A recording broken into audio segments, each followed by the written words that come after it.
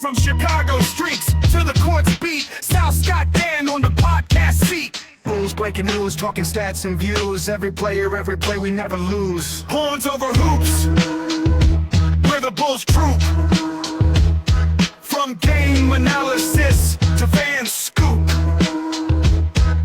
What is good, Horniac Nation and Bulls fans worldwide? And welcome back to another action-packed episode of the Horns Over Hoops podcast, featuring your hosts, Sale Bass, Dan Gracie, and Scotty B, the coach, all present again. Dan Gracie has returned from the sunny shores of the St. Thomas Beach in the U.S. Virgin Islands, sporting a pretty good tan, man. My compliments to your tan. Did you get a little burnt around your nose there? I did. I only spent one day without putting any suntan lotion on my face, and that was the Thursday before we left. And yeah, I got my nose burnt. You don't do the thing like you see in the movies where they just put a little smudge there? No, I don't. But usually like I have like, my wife always brings like stuff for our faces and stuff. It was just the one day I didn't is the one day I got burnt. See, real quick, I'm glad you said that. Shout out to the wives, because like us as men, we'll never admit this to their face because we have too much pride, even though we shouldn't. The wives literally think of everything that the men just graze over. Like when we say that, they literally think about every single detail about a trip, like, you know, and all we do is complain. I'll just say all we do is complain. But like when we complain they take too much time to do anything, it's because this is going through their head. You know what I mean? Like as we're on the beach burning our behinds off, they're the ones that are like, I got you suntan lotion or I got you sunscreen. Yeah. You know what I mean? So shout out to the wives and the husbands out there. So good for you guys. Good to have you back. I'm glad you're back. I'm glad that you left 80 to 90 degree weather to come back to 30, 40 degree weather in Chicago. It's not as bad as I thought. I mean, the last time I left, I came home and it was a snowstorm. So That's right. I can't really complain about going from 80 degree weather to, I mean, I think this week it's going to be like in the 60s, high 40s. So I'm not going to complain.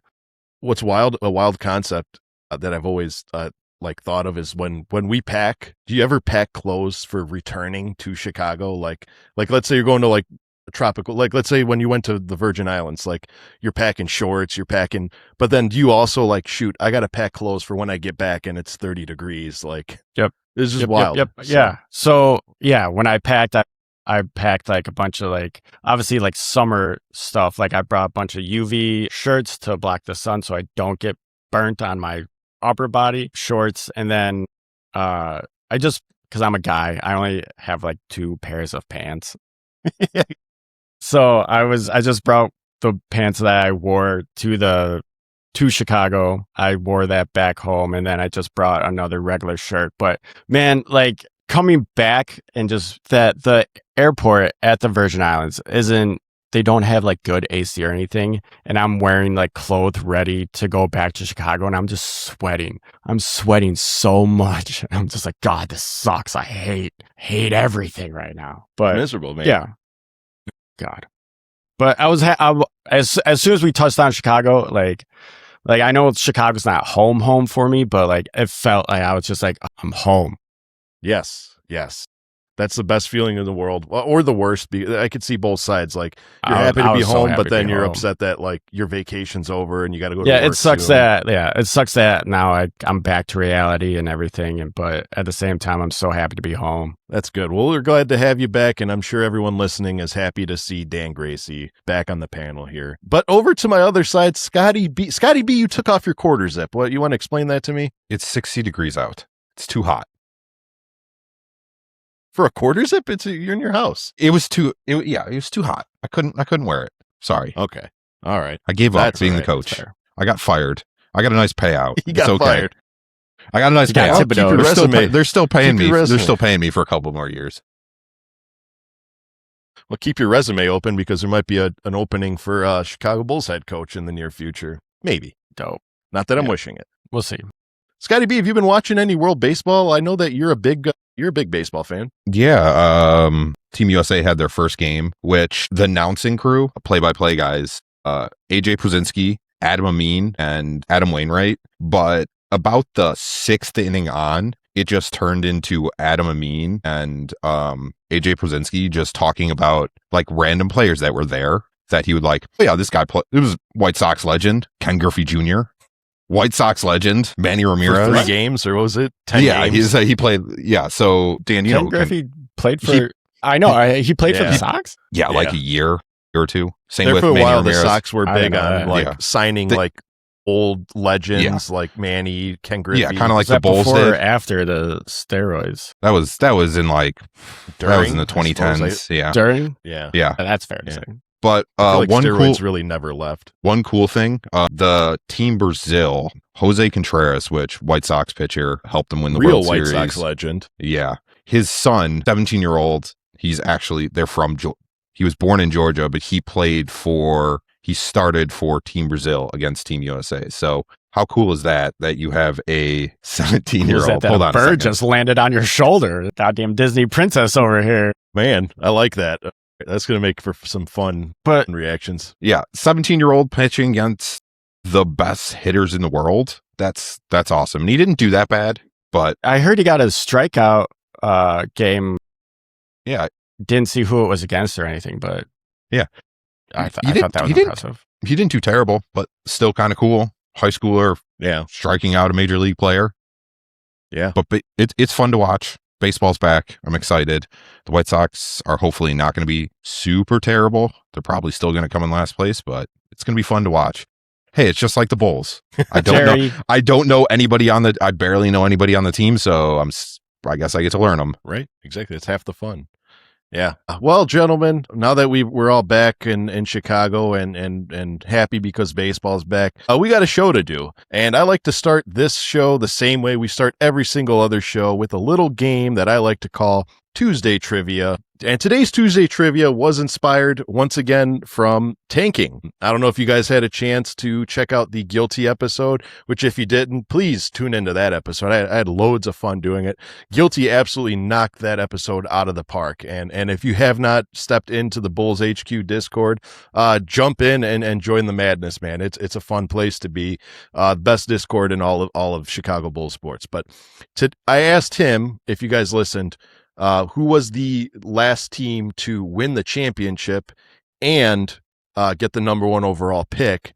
And he said, and he got it correct by saying the Lakers of 82, and they selected James Worthy, which further bolsters my opinion and the fact that you do not have to be the worst team in the league to capture the number 1 overall pick. However, can either of you two gentlemen, it's today's Tuesday trivia question, can either of you two gentlemen give me the last time that the worst record in the NBA actually got the first overall pick? What year? What team?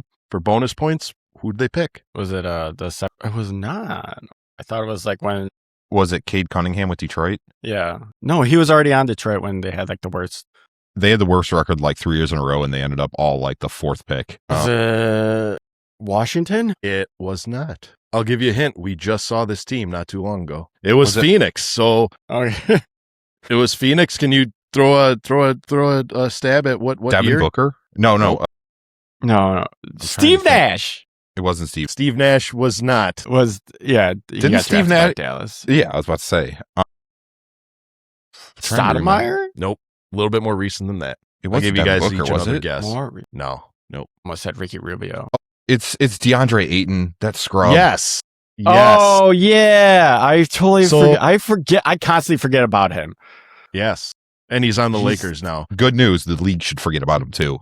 Yeah, seriously. So, gentlemen, the last time that the NBA team with the worst regular season record went on to secure the number 1 overall pick was the 2018 Phoenix Suns, and they ended the season with a 21-61 record, selecting DeAndre Ayton number 1 overall in that year. Was nearly 8 years ago. So just goes to show you do not need to completely tank and lose every single game and be the worst team to get the number 1 overall pick. Fun fact behind this, though, because I forgot all about this, is before 2019, the worst team in the league actually held a 25% chance to get the top pick, whereas now it's only a 14% chance to get the number 1 overall pick. Oh. Aren't the bottom 3 the same now? Isn't that what it is? Or the bottom 4? doesn't say there. It says which is the same for the second and third worst teams in the league. So the next closest that we ever came to that was in 2020 when the Golden State Warriors had the worst record, but ended up getting the number 2 overall pick. So they wasted that thing. James Wiseman. Yep, James Wiseman. Oh, so I'm really happy that I found that stat out, because I know a lot of Bulls fans right now have been jumping on the tank, and you know, I'm a firm believer you can fan however you want to fan. If that's how you like to fan, then that's okay. But I'm a firm believer of you go out there, you try to win every single game, because like we just learned, it's been 8 years since the worst team in the league has gotten the number 1 overall pick. So might as well just play your cards right during the season and get the pick the old fashioned way. I care more about go ahead, Scotty. The Trailblazers winning than the Bulls losing. Yes. Yeah. Yes. Because I want that first round pick this year. As we all do. Yeah, picks are great. But gentlemen, status of the Bulls so far, it's been up and down. I know since our last recording, we had an 11-game losing streak tallying up the worst stretch in Chicago Bulls history. I know it was either 3rd or 4th for worst overall losing streak in Chicago Bulls history, but statistically the worst month in Bulls history when we went winless in February.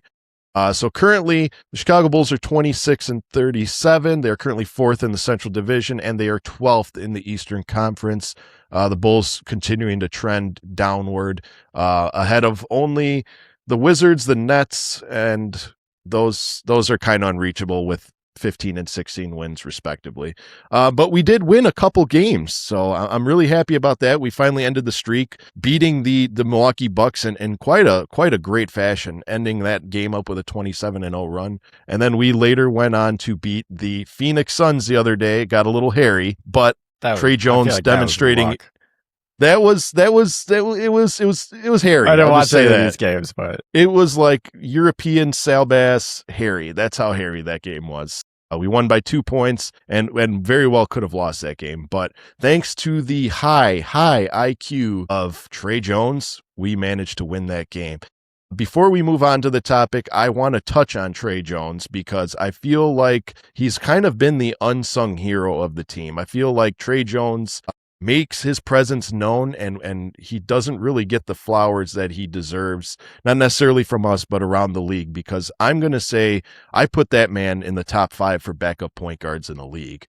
Gentlemen, what's your thoughts on Trey Jones, and how have you been liking his play this year, despite having kind of a negative season of the team overall? I think I like Trey Jones. I've always liked, when we first acquired Trey Jones, I was just like, who the hell is Trey Jones? But now I'm just like, you could literally put Trey Jones on any team and he can run with any squad out there in the league. His basketball IQ is insane. I feel like he's kind of taking over where Io left off almost, like just fandom wise and everything, and being like that guy that can come in and be like the glue to get everything going and everything. So I like him. I know we have him locked for next year. I fully expect the Bulls to further extend him. Give him like a 3-year contract after his deal's done or something. So yeah, he can stay. Like he's one of the Bulls there on this roster that I'm just like, you can stay long term. You could stay. Yes, I like that. Phenomenal answer. Scotty B, thoughts on Trey Jones? Trey Jones is kind of turning into what we wanted Kobe White to become. Because his game is, I'm faster than everybody, I'm going to drive. He doesn't chuck a bunch of threes because he knows he can't shoot. He's not terrible from 3, but he doesn't try to. He would much rather drive. He's pretty good at facilitating people. And like you said, his basketball, or Dan said it, basketball IQ out of this world. The fact that instead of trying to pass to someone when he's falling out of bounds, he throws it up in the air because it's going to take 3-4 seconds to get down. There was a game earlier this year that he ran and grabbed a rebound when everybody was ball watching and saved the game. He constantly is doing those types of little plays where he's seeing people not paying attention, where he can just sneak in there and just like grab the ball. I believe he's leading the league and leading the team in steals this year. So he's got really good defense. He's crafty, really good backup point guard. I understand why the Spurs moved on from him because they didn't have a spot for him. He wasn't getting minutes, might as well move on. And it was a good pickup from that trade last year. I hope they keep him for a while because I think he's a good building block. I don't know if they will move him into the starting lineup at some point, but I like him coming off the bench, like coming in as a second unit player to kind of run that team. So he can absolutely start. We've seen it the last couple games. So I'm glad you mentioned the starting, because we're going to touch on that later on, because of the fact that a couple of injuries have plagued us, and we got the question at hand is, at what point do you put the stop to a player during the season? But before we do that, I agree with both of you guys, because since Trey Jones has been on the team, he's been one of my favorite players. This man does it all, and very, how do you put it, very humbly. I mean, the man is a very good fundamental basketball player. His little touch off the glass when he's driving is elite. I mean, that guy doesn't miss. He knows how to work the glass very well. And yeah, Scott, like you said, he's a player that believes that, hey, I may not be the best at shooting threes, but if I'm wide open and I need to take the shot, I'll try it. He's shooting 33.3% from beyond the arc this season, which is great. It's up from his career, which is only 31.5%. So he's shooting slightly better. But the stat that boggles my mind and is incredible is the man is shooting 54% from the field, which is insane, because I know he drives the ball a lot, but he also does the floaters. He also, he has a lot of shot variation in his bag. Oh yeah, and he's dishing out 5.5 assists and getting you 1.2 steals a game. So very, very underappreciated person as far as I say he's going to be a player that it's going to be a shame, because given this organization, he's now trending towards, I can see him being a piece that the Bulls use in a move, because a lot of teams are going to be calling for Trey Jones, especially for teams that missed out on a playoff run or needed that one player to get over the hump. I see a lot of contenders calling up the Chicago Bulls, knowing that we are a kind of in a seller's market right now, and say, hey, what do you want for Trey? What can we give you for Trey? Because it looks as though the Bulls are kind of heavily invested in Bobby D and Rob Dillingham. And I know you guys have your opinions of Rob Dillingham. I still think that this season is not really a fair sample size to give Rob Dillingham, given all he's come through. I mean, he's only been in the league one in some change years. He's been on 2 separate teams respectively, and he's on a team that's very much like a Rubik's Cube of, we don't know what to do, so we're just kind of trying everyone out. So I have not written Bobby D off. I know I've seen a lot of comparisons, not just from you guys, but a lot of people were comparing Bobby D to Marcus Teague, and I see the similarities, because both of them had breakneck speed, but at the same time, I still think that Rob Dillingham is a little bit more talented than Marcus Teague. I would say that as well. And like, when it comes to Dillingham, has he played in the G League at all? Like, that's a good question. I don't, because I think not for us. No, I think it would be fair. He was in the G League when he was in Minnesota. Okay, because I was gonna say, like, it would be. I'm not going to write him off. I think he's small. I think he plays faster than his mind can move and everything. So my thinking was, why don't we send him down to the G League for, like, I don't know, half a season or a quarter of the season or something, and build off that, But I mean, if nah. already tried that, then I don't know, man. Yeah. We can't. That's Yuki's time. You can't take Yuki's minutes away. Yes. How dare you, Dan? Well, yes. Bring Yuki up. He is here. Up. I know. He is up. I see that him now. Mac McClung, and Ulbrich are at every game now. The GOAT. Because everybody's injured. GOAT. He is. He's leading the G League in points, right? Points per game. I know. That's why I name. Yeah. Him and McClung are like the dynamic duo of the G League, dude. It's insane watching Mac McClung. Yeah. I actually watched a couple Windy City Bulls games, and my goodness, man, their chemistry is insane. McClung and Yuki. I think it's just contributed more towards. Yuki is a phenomenal passer, very underrated passer. I mean, granted, he is 5'8", so a lot of people overlook that, but phenomenal passer. And Mac McClung can score the ball, man. He's a scorer, man. Crazy hearing you give him flowers. In the G League, again, the G League. He's a G League player. G League, yes. When it comes to G League, yeah. Yes. I'm not putting all my eggs in the McClung basket for building it in this franchise for the pros. No. We got to build around McClung, man.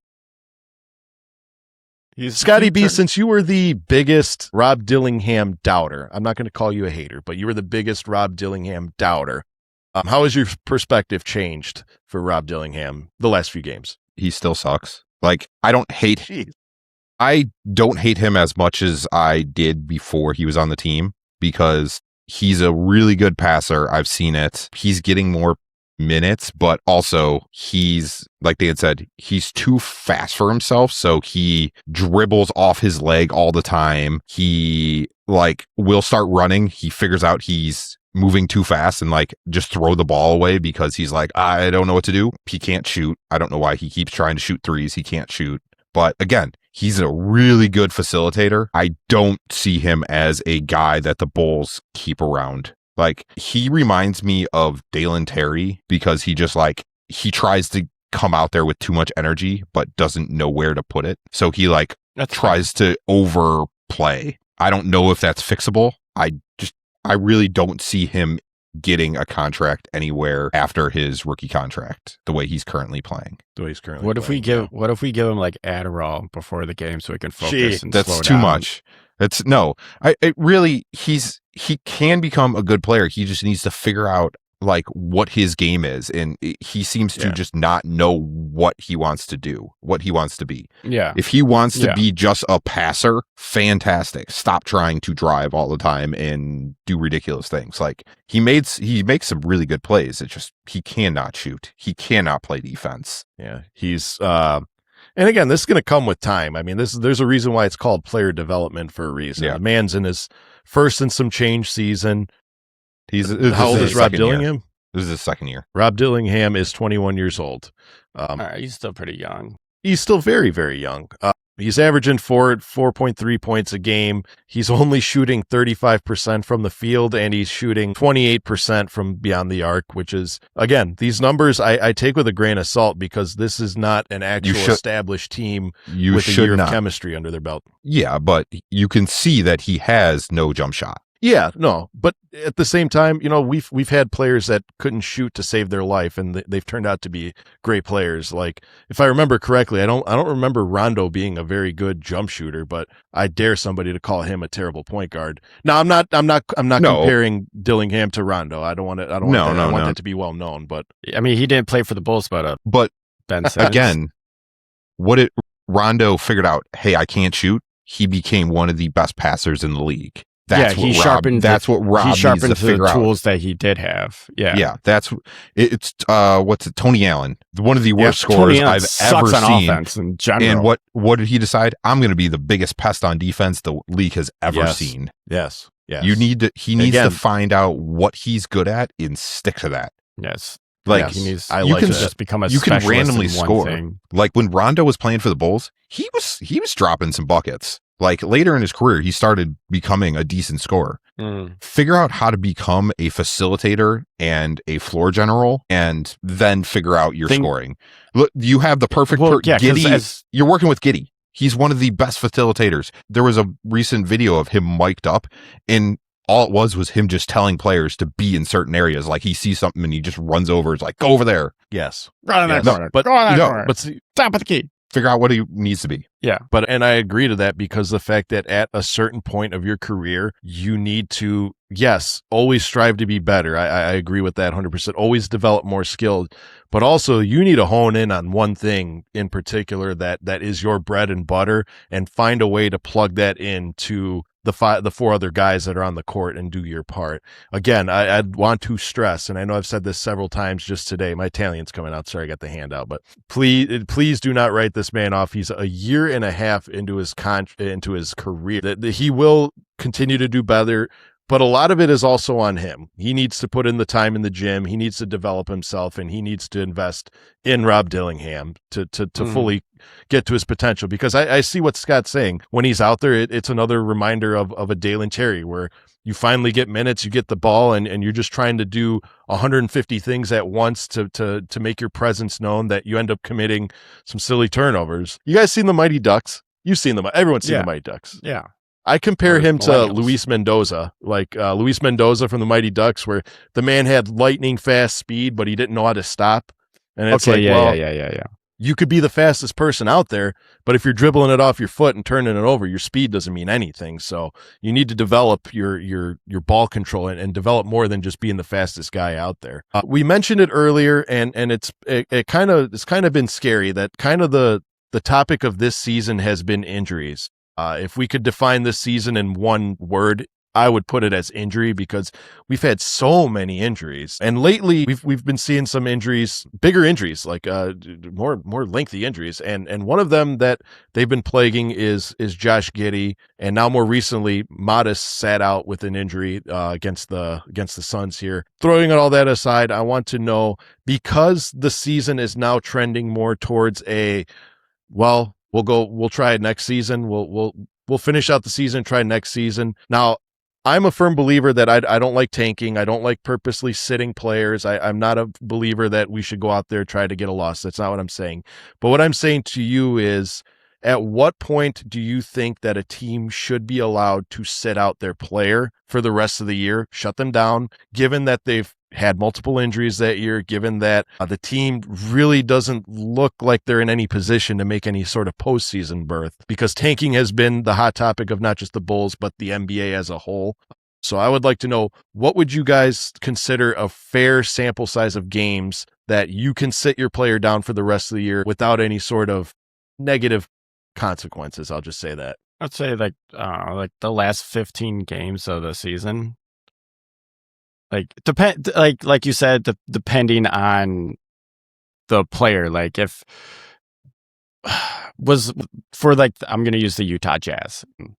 Was Laurie hurt when they were sitting him, or was it just some like unexplained illness or injury? I can't comment on it because I'm not sure, but I'm sure they're always going to muster up some sort of makeshift injury or illness. Yeah, I'm just using Laurie as an example. I didn't know if he was hurt or not, or what was going on, but I know the Jazz have a lot of picks and they're tanking, and that's why they got fined.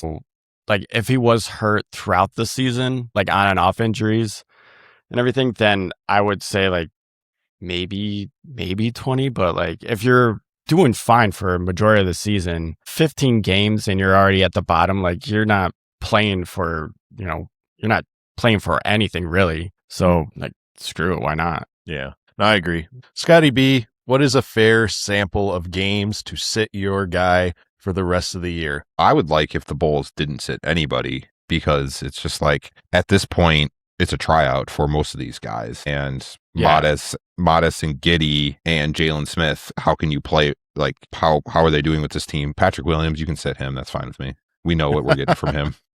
But yeah, 15-10 games. If you're got a guy that's like constantly in and out of the lineup, at that point you're shutting him down. As long as it's hard for the Bulls, because it's like, we're not sitting down a superstar, because we don't have a superstar. And if someone's like very injury prone and you're not playing for anything, why try? It's not like you're tanking on purpose, because like right now we have 7 people out and we have won 2 of our last 3 games. So it's not like the team is playing like they're tanking.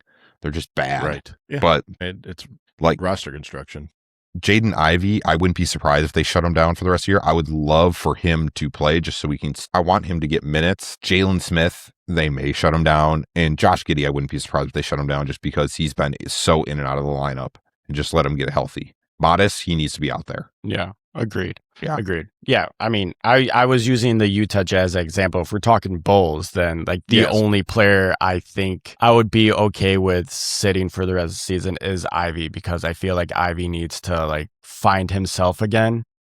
Yeah. And and I think I don't think you're doing any favors by putting him out there on the court right away. I think he needs to be in the gym and need an off season, especially on a new team and everything. Just get that chemistry with this new squad. Because I do think that he can, go back to what he once was, or find a different pathway for himself in this league, on this roster. I just don't think it's going to happen with the rest of the season. Right. And honestly, it's more or less like Scott was saying, because I've been saying it since a few games into the post All-Star break. Like, this is more or less a show me what you got for next season. We have a lot of expiring contracts, so to sit some of them for the rest of the year is kind of distasteful because you really don't know what you're getting. And then you have to go into the offseason basically rolling the dice on how they're going to pan out into next season. And especially some of these guys are going to be searching for some big bucks during the offseason. Like Anthony Simons makes $20+ million a year. You know what I mean? And he's hurt. What are you going to do with him? Like I'm still going to stick to my guns and say, I want Anthony Simons on this team. Let him go to the Suns. I like your thinking. Yeah, no, that's actually. I feel like that'd be a good fit for him. Honestly, I know. Here's the thing. I watched. Do not pay him. Do not pay him. He's not worth it. I know.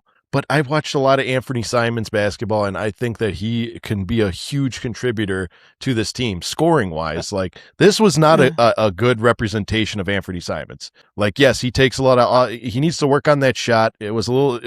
But you're going to a new team, man. Like you're playing in a new stadium. You got to give them time to build that confidence back up. Well, I think the biggest thing is if you're re-signing Anthony Simons, why'd you trade Kobe? What was the point of trading Kobe if you're going to re-sign Anthony Simons? Or why keep Ivy?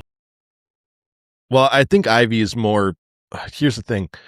I personally believe that when it comes to starters, I personally think they got Ivy for starting purposes. Like I think that was their guy that they were going to put next to Josh Giddey as the 2 guard and have that be the dynamic duo going forward. Probably.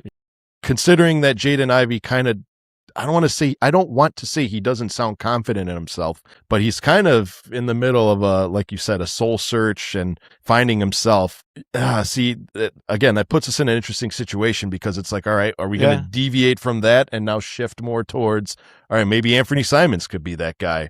Me personally, I would love to see Anthony Simons fill the role of like a Lou Williams and a Jamal Crawford and be a 6 man and provide 20+ points off the bench. But the problem is, he has to be willing to be paid for such. Like I'm not gonna pay you $27 million to come off the bench. Yeah. You know what I mean? So if you want to take a big salary cut to be on the team, which I don't know why you'd want to take a salary cut to be on a team that's battling for play-in spots and finishing, double digits in the conference, but there's that option.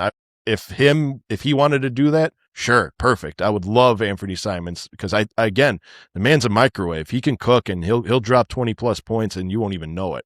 But shifting it more towards the injuries, I'm with you guys where like at some point us as consumers, we also got to give them the benefit of the doubt and understand that these are still human beings. Like if Billy Donovan comes out tomorrow and says, hey, given Josh's injury, given that he's a crucial piece to the future of this team, and because we just don't want him to get hurt, we're sitting him for the rest of the year, I would not be upset. Now, there's other players on the team where if he's like, hey, they're done, then I'll be a little bit upset. Like, no, that's not how you, like, for instance, you guys mentioned Modest. If he comes out tomorrow and says, hey, Modest is done for the year, it's like, why? If he had one injury, if he's healthy, go play. You know what I mean? Now, if you have an injury like Josh Giddey, multiple injuries, I would say no. But Modest, yes, get him out there. He needs reps. Anthony Simons and Jaden Ivey, as unfair as this is to say, since they're both new guys and they're both on semi-expiring deals, because Jaden Ivey, I think he's a restricted free agent going into the season. Go out there and give me reps. I want to know what you guys have because I need to know what to do for next season. So that's all I'm saying is I get it. Nobody likes to go to a game and see their favorite player sitting. No one wants to watch the game and see their favorite player sitting. But at the same time, they're human beings, man. I don't like that saying, oh, if you make millions and millions of dollars, you got to go out there and play. No, dude, they're people. Let people have some respect, I guess is all I'm saying. Gentlemen, before we move on, a name that no one has mentioned, and I can't wait to say this name because he's got mixed opinions for the community. Some people love him, some people hate him. I think I know what you're gonna say. Oh yeah. What is your thoughts? Oh, take a guess. Is it Nick Richards? No. No? Nick Okay. Richards. Okay. Nick Richards. I like Nick Richards. He needs to develop, but I love Nick Richards. Colin Sexton, ladies and gentlemen. Mainly just you two. I don't care about Colin. Yeah, see, exactly. There's people that my feelings towards Colin Sexton are actually mixed because I saw that I didn't watch any of the games because I was on an island and they don't have the best Wi-Fi on an island. But I did see that he dropped a 30-piece the other day, which awesome. He for sure can do those kind of things. But like Colin Sexton, I always think of him as like, so he got drafted by the Cavs, and I remember there was a lot of like, not a lot of hype, but it was like predicted that he was going to be like their next like star player to build with and build around and everything. So that's what I think of every single time. I love Colin Sexton's energy. I love every time he like drives at the basket, whether he misses or loses, he just clenches fist and flexes on who's ever inbounding the ball. Like, awesome. I love your energy, but like overall as a player, like I hate saying this, but I feel like he would do so much better overseas. He can play NBA basketball, but I think I just don't see a fit for him really like almost on any team in the NBA. Scott has something to say? Scott, what do you got? Because I'm a big fan of Sexton, so what do you got? That's a wild ass take. A guy that's like scoring. He scored 30 points like 2 games ago. No, I know.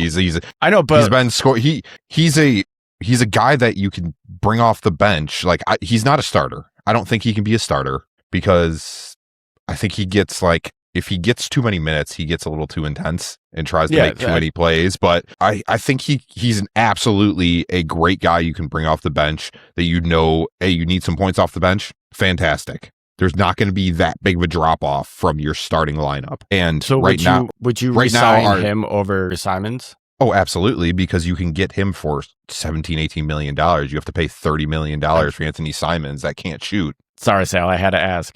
I'm just saying, again, if you're going to re-sign Simons, why would you trade Kobe White? Kobe White is a better scorer than Anthony Simons because he gets to the free throw line. That's the biggest thing. Anthony Simons does not know how to get fouled.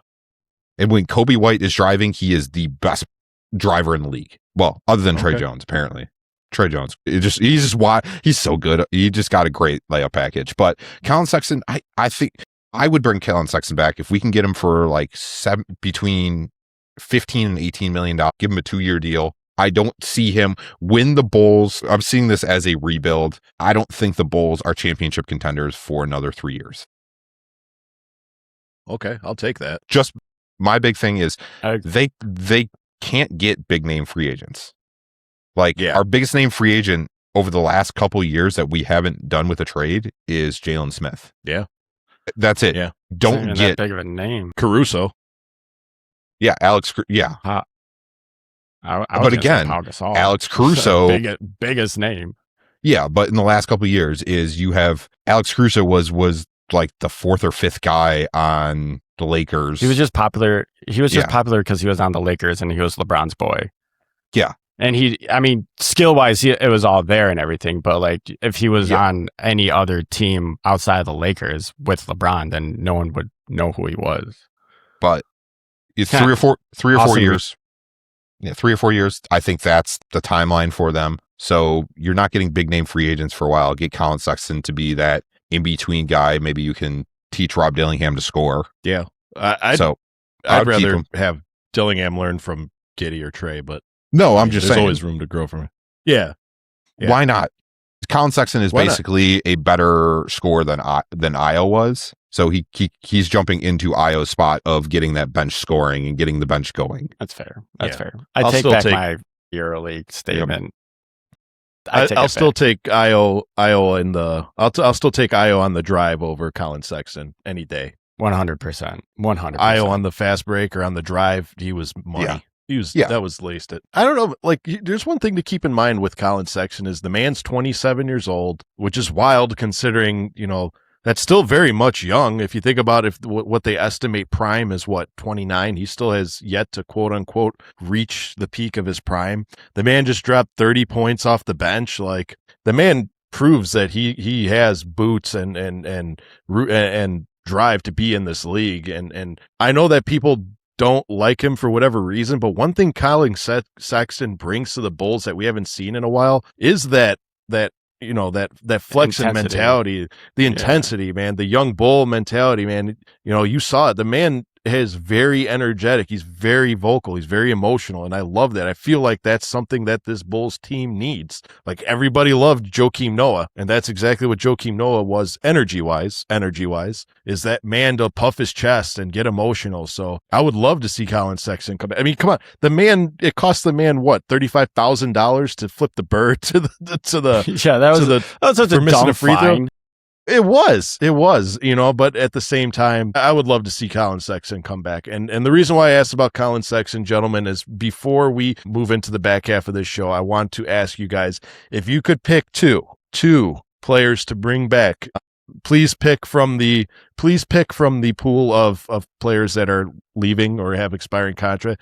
Two of these players that you would bring back, who would it be? All right, so I have to admit that I haven't been watching a lot of Bulls basketball. But out of the two, I would probably bring back Sexton, and I want to bring back a center. I'm indifferent about Nick Richards. Like I see him, and there's things I do like, but there's also things I don't like. But that might just be just him being just young. So fuck it, I'll bring back Nick Richards too. Sexton and Richards. I like that. Scotty B, you only get two. Well, I think we keep Ivy. I'm not keeping him. I'm taking him out of this. I think he's just automatically coming back. He's a restricted free agent. They're going to keep him mainly because I don't think anybody's going to actually try to match. Well, I think they're gonna probably look at the market. The market's going to dictate his contract, and then we're just going to scoop it. Yeah, I'm going to actually surprise you.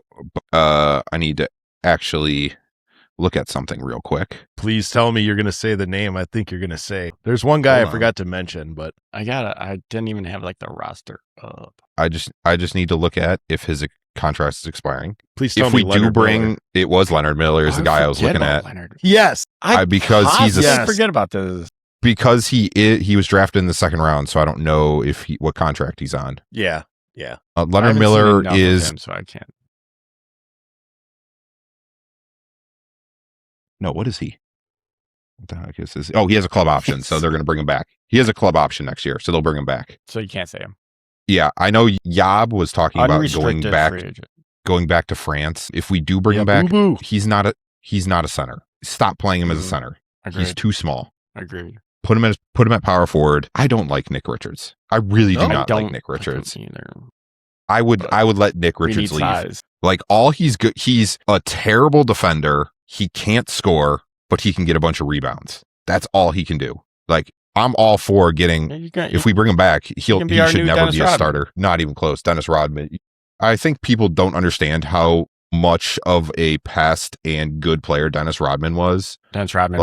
People think like, oh, Dennis Rodman, all he did was rebound and he couldn't score. He was the biggest pest of a defender that anybody has ever seen. And he had such ridiculous basketball IQ that it didn't matter where the ball was. He was making sure he was in the play.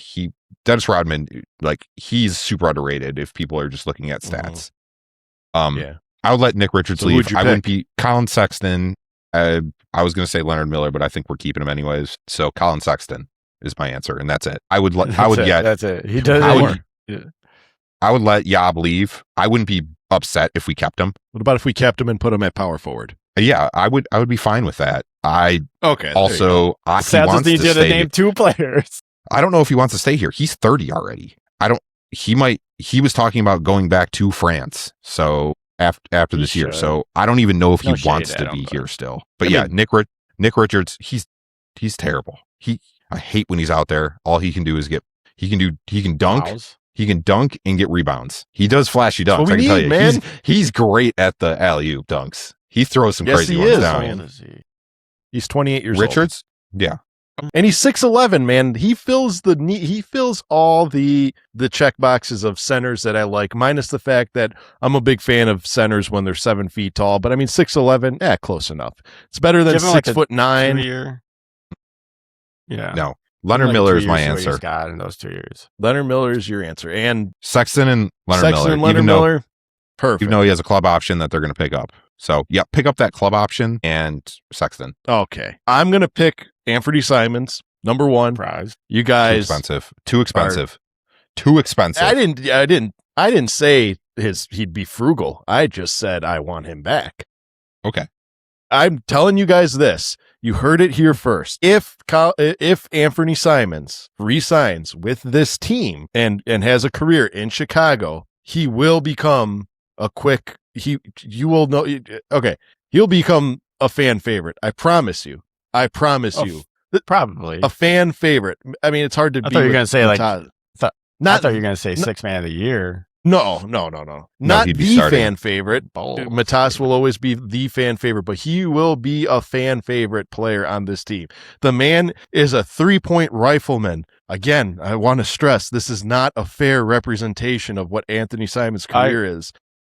I agree with that. The man is a former dunk champion. He has hops. Like, this man encompasses everything that Chicago sports should be. High flying, 3-point shooting, fast, shooting off the screen, shooting off the dribble. Anthony Simons, if he's back on the Bulls next year, he will average 22 a game. I mean, if we can get him on the cheap, then yeah, sure. I'm all for that. Number 2, Scott's going to be upset at this. It was going to be Nick Richards. But, now hold on. I'm not saying Nick Richards comes back to start. I don't want Nick Richards to come back and be my starter. He should be. You know what I mean? He's fine as a backup center. It's just he's not good. That's all. Well, he could develop into our system. So Nick Richards and Anthony Simons. I would like Yabubu back. I feel like Yabubu is the shit, man. I love Yabubu, and he's got me. I like him a lot. I don't really do that. I do. Because he's got energy, he's got passion. But like Scott said, if he's looking to go back overseas. Miss America song. He's got passion. He's got grace. So those are the 2 I'd pick. A name that I'm surprised neither of you 2 gentlemen named. Zach Collins. I think they're going to be done with him. I've seen some reports that he's done for the season and he's most likely not going to be re-signed. Would you welcome him back if you had a healthy Zach Collins? 100%. Yeah, if he's healthy, yes, 100%. I liked Zach Collins a lot. Like when I saw those reports, I was just like, damn, that sucks. Yep. He could be a starting center he could be a starting center for the Bulls if he's healthy. Yes, he could. Yeah. And the man's fashions, the fan has got great fashion choice. I mean, have you seen some of the fits he's got on the sideline there? The man knows how to dress. You know what I mean? Not to get weird, but man, like next game you watch where Zach Collins is on the bench, get a look at his fit, man. The man's always sporting some good style, man. I want to model my game after Zach Collins. You know what? I would take Zach Collins back as an honorable mention just so that when he's injured, I can dress a little better myself. So, but just because I'm looking at free agents and I'm looking at centers, what do you got? Would you guys sign Yusuf Nurkic? Yusuf Nurkic? Yeah. Would you sign him? What? For what? What do you mean for what? For the Chicago Bulls center? No, I know, but like as much as I like Nurkic, I feel like that's already. I wouldn't say he's a starting.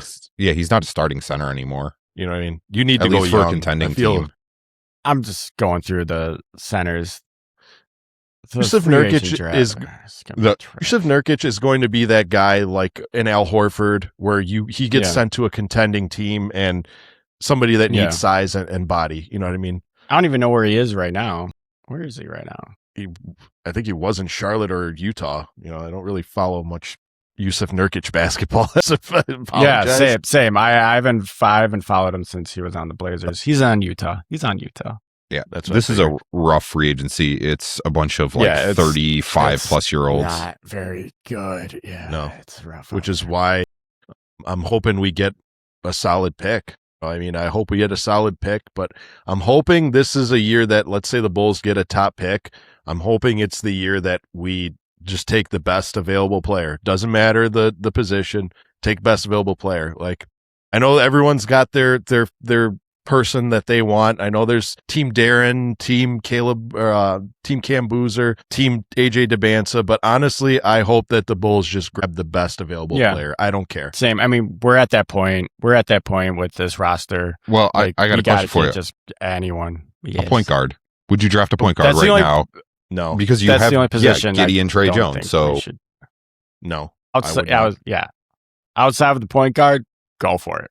You know what? Would be a move that this front office does. They'll draft a point guard and try to play them at the 2. So yeah, no, I can 100% see them. So I'm assuming you're alluding to Peterson, them drafting Darren Peterson. I don't want Darren Peterson. Yeah, I was gonna say, me personally, I would stay away just because I've seen several mock drafts where they're drafting a point guard, and I didn't get it. It's probably that best available player at the time. It might be. But the sad part is the NBA has kind of gone away with those dedicated lineups where it's shooting guard, point guard, and now they're moving towards like 2 guards, 2 forwards, and a center. Yeah, exactly. Yeah. So, me personally, I'm still gunning for AJ Dybantsa, man. I'm telling you, this man is going to be a name in the history books. You know what I mean? I think he's going to be great, but I'm not leaving my camp, and that's Boozer. You and a few other people, I know he's in the Discord. Undisputed loves Cam Boozer. So, I mean, and honestly, I'm not casting it aside. It's just I knew of AJ Dybantsa first, so that's who I'm gravitating towards. And I found out about Cam Boozer second. So, team. But chat, let us know what you think in the comment section down below. Are you team Cam? Are you team AJ? Are you team Darren? Are you team Caleb Wilson? Oh, man, that's a shame, Caleb Wilson, man. Did you hear what happened? He broke his thumb. He broke his thumb in practice. I think he's out for the remainder of the year. And he broke it. I think he fractured his wrist too, but I think he was playing through that. Yeah. So I would have loved to see Caleb Wilson, man. That guy is a beast. And I like bigs. So, Scotty B, you had a busy couple weeks, but you have managed to prepare for Dan and I one single Scotagory. Well, yeah, partially because I thought Dan was still going to be island hopping or doing something. I don't know what he. Sorry. Yeah.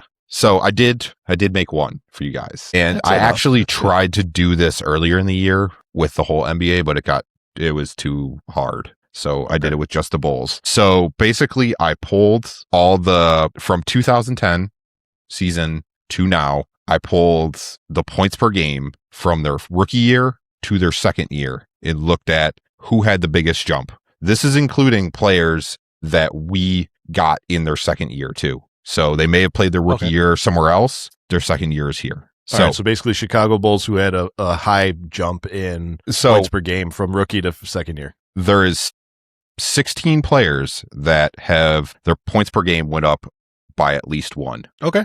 Dan, this is the only one. This is winner takes all, man. Do you want to go 2010 from 2010 to this year? So who had a jump from their rookie year points per game to their second year? Kobe? I don't know. Kobe White, he went up 1 point or almost 2 points a game. He went from 13 to 15, basically. He is number 11. I know a lot of you guys were expecting me to see Derrick Rose, but fun fact, Derrick Rose was drafted in 08. Yeah. He wasn't. Yeah. So, wow. You know what? I feel like Jimmy Butler? Jimmy Butler, he went up 6 points. He went from 2.6 to 8.6. I wasn't sure when he got drafted. Well, I think it was 10. Yeah. And Jimmy Butler, they refused to play him his rookie year, which... Yeah. Yeah. That's just Tom Thibodeau being Tom Thibodeau. He was 4th on... By the way, was 6. He is 4th on the list. Gonna say Marcus Teague. No, I'm just kidding. What? I really don't know. I think of rookies. Patrick Williams. He went from 7 to 8. Damn. Yeah. Okay. That makes sense. He is not on this list. Okay. For the win, I want to say either Laurie or I feel like you're gonna. Yeah. You know what? Let's just go with. Let's go with Laurie. Laurie Marketing. He went from 15.2 to 18.7, so he went up 3.5. Yeah. He is 7th on this list. Sweet. Can you name any more? Sweet. Could I name any more? Sure. Yeah. Can you guys name any more? The sick part is I'm sure Dalen Terry's on this list. Dalen Terry is not on this list. Not be on this. No. Yeah. He's not. I don't know how long we had him. By the way, I pulled this list. All I looked up. Okay. I pulled this list. There was, I think, 40 players. What about? I want to say 20 went. Okay. What about Modest? Modest Buzelis. He's the reason actually why I pulled this, because I was like, he's taking a big jump. He went up 6.7 points a game. So he went from 8.6 to 15.3 currently. So he is 2 on this list. By the way, there's an honorable mention I'll explain later. Nikola. Not Vooch, but Mirotic. He went up 1.6. Wow. So he was 12th on this list. He went up by from 10.2 to 11.8. Wow. Mirotic. I see. It was limbo. It was not fun in the mid 2000s. I still watched, but Chandler Hutchinson. Chandler Hutchinson is on this list. Actually, he went up 2.6. I hate Chandler Hutchinson. He went. Oh my God, we had so much hype for him. 5.2 to 7.8. Yeah. Does it count if Bobby Portis is not on? He did not go up by at least one. But there's a guy that played with Bobby on that list. Wendell Carter is on this list. He went up by 1 point. He went from 10.3 to 11.3. Dan, no. Dan Gafford. Gafford is not on this list. Sato? No. Sato, we only had him for 1 year. Ryan Archidinako did go up from 2 to 6.7. Oh, I'm sorry. You would have pronounced that one more time, please? Archidinako. I can't say it. Okay. Yeah, I can't say his name either. This is your daily Italian lesson from Sal. Okay. Yes, he is. Ryan Archidiacono. Oh, do I have to say it like that? And actually, it's if you want to be real, it's Ryan Archidiacono. But somebody the other day, widest way possible. Can you say it just the widest way? Archidiacono? Ryan Archidiacono? Archidiacono. Okay, there we go. You know what's funny? The other day, and I hate to turn this into story time, but the other day, you know how I put out that short, name all the Italian basketball players? Somebody told me that I'm about as Italian as Mr. Bean. And like normally when I get some negative comments, like they were that's funny though. That's not. Yeah, it's like, do you know who I am? Like, you're about as Italian as Mr. Bean. I'm like, I don't know how to take that, man. Like, because I'm not offended because very much more Italian than Mr. Bean. But it just goes to show you, like, people in the comment section be going crazy. Comment on this video, please. All right, you want me to just go what through are the other list? names? Okay, Chris Dunn. Wait. Chris Dunn was number 1 on the list. He went from 3.8 to 13.4 because we traded for him and immediately started him. So he went up 9. About Denzel? Denzel is actually 5th on this list. He went from 5.1 to 10.2. So went up 5. Chucking up those threes. Doug McDermott went from 3 to 9.4. Julian Phillips went from 2.2 to 4.6. Rob Dillingham went from 4.5 to 6.8. Tony Snell went from 4.5 to 6. Felicio went from 3.4 to 4.8. Shaquille Brazil. And Cam Barstow went from 0.6 to 1.9. Cameron Barstow? Yes. Yeah. That's a deep cut right there. It just, when I pulled this list up, I was like, our rookies and like sophomores are not good. Like really, Laurie and Kobe White are our best ones. Addis has stepped up. One I found that was really funny is, do you guys remember a guy named Walt Lemon Jr.? Yeah, the Timu Derrick Rose. Yeah, so yeah. That kid was good. Kid was very good. I thought he played 11 games in the NBA. His rookie year, he averaged 3.4, and then he started 3 games for the Bulls, 20 something points. Yeah, and he averaged 14.3 points a game. Yeah, he was going off. I remember that really good. The guy had the D Rose bag, man. I loved Walt Lemon Jr. I was just surprised that 18, 19 was that 18? Yeah. Was that the same year where just the league was doing all sorts of weird things? Like, didn't the Lakers sign like a 40-year-old rookie or something like that? Yeah, that guy, Prigioni? Or no. It was shoot. He was the G League player that played for a long time. Yeah. Yeah. Man, it's gonna drive me nuts. Yeah. I don't know why we only played him he had 3 good games with the Bulls and then they just cut him. Yeah, it was weird. It's because Jerry wants to lose. I don't know. Jerry thinks. Andre Ingram? Yep, that's it. I think, yeah. Andre Ingram. Man, that was another terror in the G League, man. It was killing it in the G League. Well, great. Good news. Asenge should be on this list next year because he scored 0 points this year. So yeah, only one way to go, baby. If he makes a basket, he's gonna be on this. He might be on this list. Asenge is like the first player ever to go negative in points. Yeah, I have high hopes for that kid. So hopefully he's ready to go. Same. Well, don't forget at the beginning of the season, Dan said he's basically Giannis. So I didn't say he's basically Giannis. I didn't say he was Giannis. I said he has the body and play style that he could be Giannis if he bulks up and he played like puts Giannis on some muscle and everything in the German league for sure. Like I do have the thumbnail with Giannis and Noah Senge next to each other. Good. I believe the title of that show. They're both very, very skinny. They're both very skinny. I believe the title of that show was lanky. Is Noah Senge the next Giannis? I believe so. He has the potential. I think he has the potential. In 10 years, everybody come back and yell at Dan if he's not. Go for it. Go for it. I'll deserve it. If it gets to that point. But gentlemen, now that we've had our laughs, our fun and games, it's time that we've reached that sad, sad time of the show where we say goodbye to the Bulls fans and the Horniacs. Closing statements, gentlemen. Dan Gracie, what do you got? Besides, you think Noah Senge is Giannis? I got sunburn on my nose and I got a pee. So let's wrap this up. Fun's back, baby. Formula One. Yeah, I saw that. Yeah. The Big new cars. Verstappen fan? No, the new cars suck, by the way.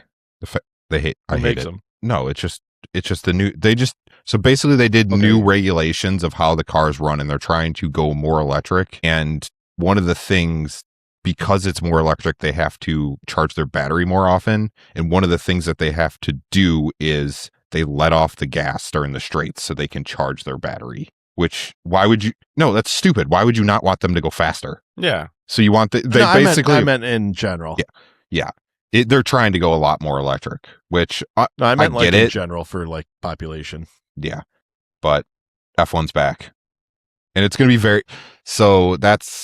it's going to be weird that right now they're in Australia. The next race is in Japan, and then they're supposed to go to Saudi Arabia. And I don't know how. So they're supposed to have like 3 or 4 races that we're supposed to be in a row in the Middle East. So they're talking about possibly going and running some races in Europe. So we'll see what happens. And then for some reason they're talking about getting rid of Monza, which is the Italian Grand Prix, which one of my favorite races. Yeah, Sal's upset about that. He's like, yeah, the Italians. Speaking of the Italians.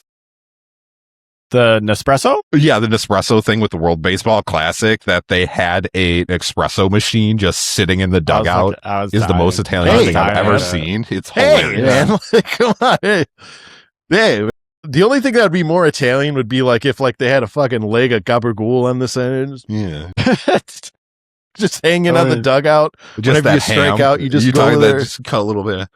It's not ham. It's gabagool. It's not gabagool. No, that's from The Sopranos, right? Yeah. Doesn't let me tell you gabagool? Something, man. What is that? What's the name of that? Gabagoolo.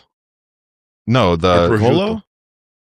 It's not prosciutto. The super expensive, like the jamon. Yeah, and you just leave it out on your counter and just snack on it. Yes. Let me tell you something real quick, and I don't want to take too much time up. Yeah, it's literally like a ham hock, like a leg that's been dried, and you just like set it on your counter, and there's like a special thing, and you just slice pieces off, and it's super expensive, but they like feed them like walnuts or something, so it like comes out into the meat. Oh, okay. Let me tell you something, man. You want to piss off an Italian nonno, you cut that thing the wrong way, because there is a special way you're supposed to cut that thing, and if you cut it wrong, it's very you get cut. People get upset. They'll just say cut a big hunk out of it, just a triangle. You got to go like basically shaving it. Exactly. Yeah. There's got to be like wafer thin, No, razor. I'm cutting it into cubes. Yeah. Oh my goodness. Putting it in a pasta. I'm gonna buy one of those things and have Dan over. There's just gonna be a wedge cut out of freaking ham. Jeez. All right. Let me tell you something before I get to me. The gabagool, the fact that like we're synonymous now, the Italians are synonymous with it being called gabagool. Like, I love The Sopranos. It's probably one of my favorite shows of all time. That's like a series, but my damn, do I hate what they did to the Italian language. Like, and I can't speak because I'm not from Jersey. I'm not from New York. I know that's the culture over there, but my damn, man, let's make an effort. Capicola. It's not that hard to say. Capicola. There you go. And the one thing I dislike that's pronounced is mutz. Like, I don't like how they say mutz. Like, over here in Chicago, we say motz, and that's cool. Like, that's fine. I mean, it's actually motz. Are you talking about like mozzarella? Yeah, mozzarella. And they hey, mozzarella. Like, dude, one thing, okay, people, let's pronounce the vowels at the end of the words. They're not there for filing purposes. They're not silent letters. Let's say mozzarella. The damn vowels. Mozzarella. Thank you. Capicola. Prosciutto. Ricotta. There's letters at the end. Like, where in the history of pronunciation? No kidding, man. No kidding. Besides being filled with rage, what do I got? Basically this, as you guys know, we've been Italian, doing that's normal, more or less. I'm not yelling. I'm Italian. I think I had that t-shirt. Anyway, besides that, wait, as many you know, I've been. Before you get into this, have you walked into your parents' house and yelled, "So what? No fucking ziti"? Dude, that is probably one of my favorite lines from that because show. It's the kid that does it. That's the best part. Yeah, because it was the best. And then I loved watching him and Tony's like feuding throughout the. Is today going to be the day? Is today the day? Huh? Anyway, all this for a little capicola. Anyway, for what I got is as many as you guys know, I've recently started doing interviews with the Bulls content creation community because I feel as though, like, as content creators, the general public really never gets to see the background of what brought us into this field and what made us love the sport and the game so much. So little by little, I've been sitting down with hosts of various shows or just content creators as a whole and really diving into their brain and picking their brain and finding out what made them love the game. I had Hayes on here, and then more recently I had Guilty on here. And honestly, that Guilty episode was very, very good because that man single-handedly created, I shouldn't say single-handedly because he explained but that he runs the largest Bulls Discord out there right now. And we've been fortunate enough that we met all of our guests from that Discord, which goes to show you like how special that is. Like, it is really a hub of fans meeting content creators and people networking. So huge shout out to that. Where I'm getting to with it is I have a few more interviews lined up. I'm going to spoil it here, but I reached out to Troy from Whole Lotta Bull, another fantastic show. He is from Australia. And as many of you guys know, I have a lot of respect for content creators from different countries because of the fact that they're cheering for a team where they're not from and for a sport that's not, I don't want to say like very popular, but like they're cheering for a sport that's not their main sport. So I'm really looking forward to that. Again, where I'm getting to it is if you are in the Bulls content community and you would like to be featured on the show, you'd like me to pick your brain and you'd like to sit down and talk some Bulls with me, please reach out. I'll be happy to interview you and you'd be doing me a favor more than anything because I love learning. So that's all I got. With that being said, I'm gonna say Dan's favorite catchphrase of the day, and that's Bulls fans. We encourage our Bulls fans and our Horniacs to keep their hoops high, but their horns higher. Good night, everybody. Sir.